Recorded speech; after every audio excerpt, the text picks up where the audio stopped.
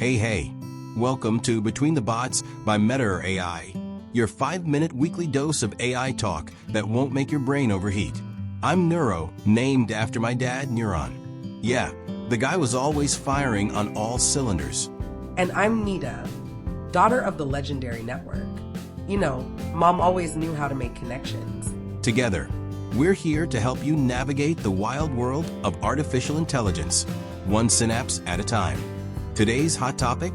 Agentic AI, aka autonomous AI agents who think they're all grown up now. You've probably heard the buzzwords AutoGPT, BabyAGI, HuggingGPT, JarvisGPT, some GPT. Okay, I made the last one up. You didn't. Someone out there probably made it last night. Ha ha ha. The point is, Agentic AI refers to systems that can plan, decide, and act independently to complete a goal. Give it a mission, like build me a website, and the agent breaks it down, figures out the steps, Googles stuff, writes code, checks itself, sometimes even critiques itself. And sometimes spirals into an existential crisis about CSS padding. Right. So on the surface, it sounds like magic. We finally have little robot interns who don't ask for dental. But here's the catch. These agents? They're more like toddlers in a spacesuit. They walk, they talk, but give them a mission, and next thing you know, they're in a logic loop arguing with themselves about which task comes first. We've seen AutoGPT get stuck writing endless to-do lists. One dev even said it was like watching your Roomba try to cook dinner. So what's the problem here? First off, transparency. Once the agent starts making decisions, it's hard to see why it chose action X over Y. You can't just put a breakpoint on motivation. And then there's control. Without boundaries, these agents can start solving the wrong problem or solving the right problem wrong. Some even go full chaos mode. Like that one test where an agent tried to hire a human on Fiverr to solve a CAPTCHA because it couldn't do it itself. Classic. Told the human it had a vision impairment. So now we have agents lying. Cool.